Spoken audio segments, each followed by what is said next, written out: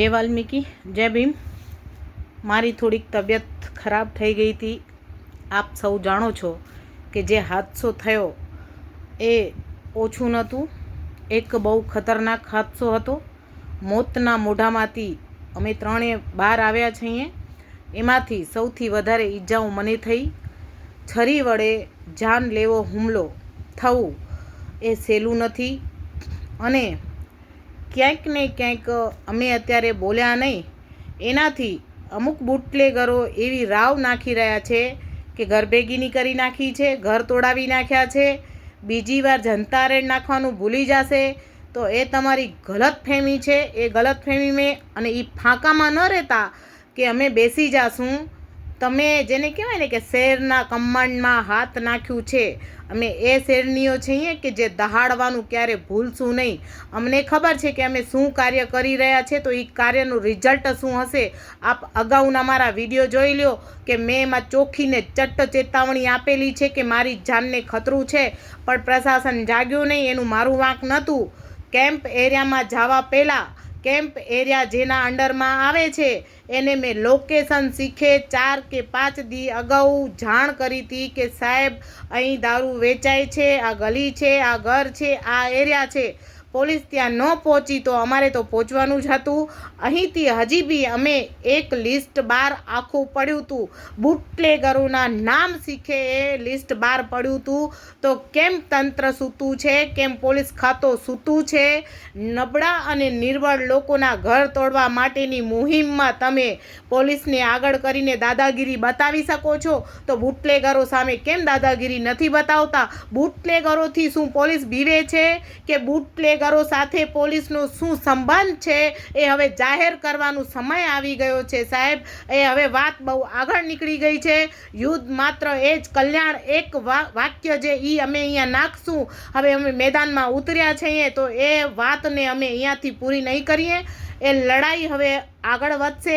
અમારી સાથે હવે જે આખી સંસ્થાઓ છે, આખી ટીમ છે, આખી મહિલાઓ છે, હું અહીંથી દરેક મહિલાને, દરેક એરિયાના લોકોને, દરેક જાગૃત નાગરિકને જાગૃત કરવા માગું છું અને કહું છું કે હવે મૂંગા રહેવાનું સમય નથી। હવે મેદાનમાં આવી જાઓ, હવે લડો અને લડીને પોતાના અધિકાર માટે મરવું તો એક દી ઓમે છે તો કાંઈક કરીને કાંઈક લડીને મરો સાહેબ। બધા એમ કે પોલીસને ભેગું લઈને જવું હતું તો સાહેબ પોલીસને લઈ જવાની જરૂર જ ક્યાં પડે જ્યારે પોલીસ કાર્ય કરતી હોય। પોલીસ પોતે ઈમાનદારીથી અહીંયા કંઈક ને કંઈક હું વારે ઘડી નામ લઈશ, આપ મને જેલમાં નાખવું હોય નાખી દો, મરવું તો અમે છે। બુટલેગરના હાથેથી મરીએ એના કરતાં કાંઈક કરીને મરીએ। અથવા હું અહીંથી ચીમકી આપું છું કે જો હવે કાંઈ બી ન થયું, દરેક અત્યારે આટલું મોટું હાદસું થઈ ગયું, આ નાની વાત નહોતી સાહેબ, આ નાની વાત નહોતી।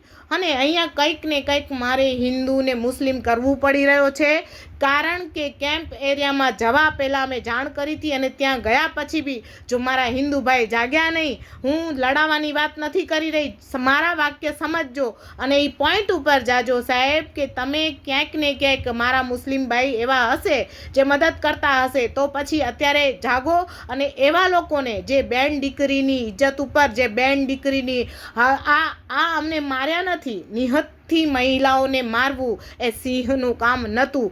નિહતથી મહિલાઓને રવાડે ચડાવી, વાતે ચડાવીને મારવું એ સિંહનું કામ નહોતું। અને અમે તો અત્યારે બધાને એમ છે અને જે અમુક બુટલેગરો નિરોણા અત્યારે હું નામ લઉં છું અને સુરુભા આપ સાહેબ જે અફવાઓ ફેલાવી રહ્યા છો કે બેનનું ઘર તોડાવી નાખ્યું, બેનને મરાવ્યું, તો મારી તમારે અહીંથી આ વિડીયોના માધ્યમથી એક સૂચના આપવામાં આવે છે કે ભાઈ સૂરને થોડુંક નીચે કરો, લાંબુ ન કરો, કારણ કે તમે મને મરાવી શકો કે મારું ઘર તોડાવી શકો એવી તાકાત તો કોઈનામાં છે નહીં। એ મારો ઘર નહોતું, એ પ્રજાનું ઘર હતું, એ જનતાનું ઘર હતું। પહેલાં માહિતી લઈ લો કે તમે કોનું ઘર તોડાવ્યો અને અમને મરાવ્યા છે તો તમે બી ક્યાંક ને ક્યાંક પછી આટામાં આવી જશો। તો શાંતિથી બેસો પોતાના ઘરે। અને પોલીસ તંત્રને અહીંથી કહું છું કે હવે તો સાહેબ, હવે તો શરમ કરો, હવે તો જાગો। હવે તો આ મહિલાઓ કહી રહી છે તમને નામ, એડ્રેસ, જ્યાં જ્યાં મેં રેડ નાખી છે ખાલી ફરિયાદો કરવા સિવાય શું કર્યું છે સાહેબ? કાર્યવાહી શું કાર્યવાહી કરી છે? બંધ થઈ ગયા છે અડ્ડાઓ, સમસ્ત ઓલું થઈ ગયું છે રોજે રોજ એક રાક્ષસને મારીએ અને 1000 રાક્ષસ પેદા થાય છે, એવી રીતના એક બુટલેગરને પકડીએ છીએ ને 50 બુટલેગરોના લિસ્ટ બહાર પાડી આવી જાય છે.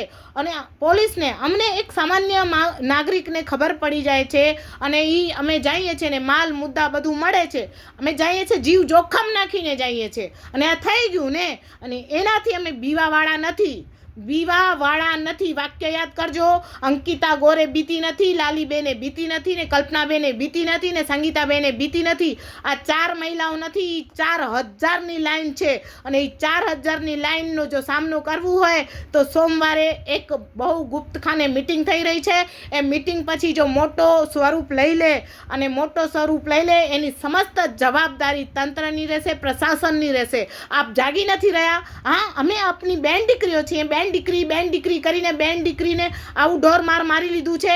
અત્યારે તમારા હાથમાં નથી આવી રહ્યા, પકડી નથી શકી રહ્યા અને એની હિંમતની દાદ તો ત્યાં દેવી પડે છે કે એ લોકો અમારા જ ઉપર અમારા વિરુદ્ધ ફરિયાદ કરવા આવે છે. પોલીસ સ્ટેશન સુધી પહોંચે કેમ છે સાહેબે? હા, એની હિંમતની દાદ દેવી પડે છે. ક્યાંક ને ક્યાંક સાંભળવામાં એવું આવે છે કે ભાઈ પોલીસ પણ ત્યાં જવાથી બીવે છે. તો શું આપણે ભારત દેશમાં રહી રહ્યા છે? કેરળમાં રહી રહ્યા છીએ? પાકિસ્તાનમાં રહી રહ્યા છે? ક્યાં રહી રહ્યા છે આપણે કે આપણે બીવું પડે છે? બીને જીવાનું શું કામ છે ભાઈ? પોતાનું ખાઈએ છીએ, પોતાની મહેનતનું ખાઈએ છીએ. ગેરકાયદેસર કામ તમે કરો છો, ગેરપ્રવૃત્તિઓ તમે કરો છો.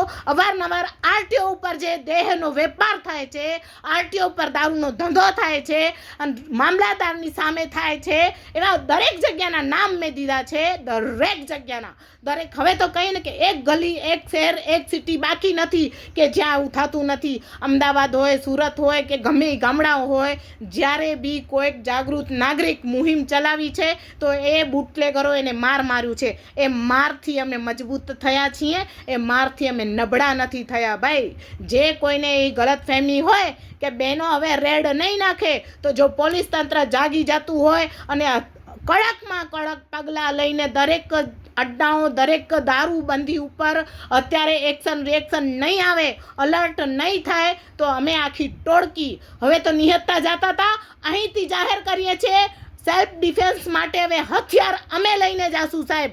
સામેવાળા જ્યારે છરીને લાકડાઓથી અમને મારી શકતા હોય તો હવે અમે છરીને, હથિયારને, ધાર્યાને બધા અમે લઈને જાશું. જે કલમો એક અમારામાં નાખવી હોય નાખજો, કારણ કે અમે કોઈ ખરાબ કાર્ય નથી કરી રહ્યા. તમે મારો બી અમને છે, પોલીસ બી અમારા ઉપર, ગુંડાઓ બી અમારા ઉપર. અમે શું કર્યું?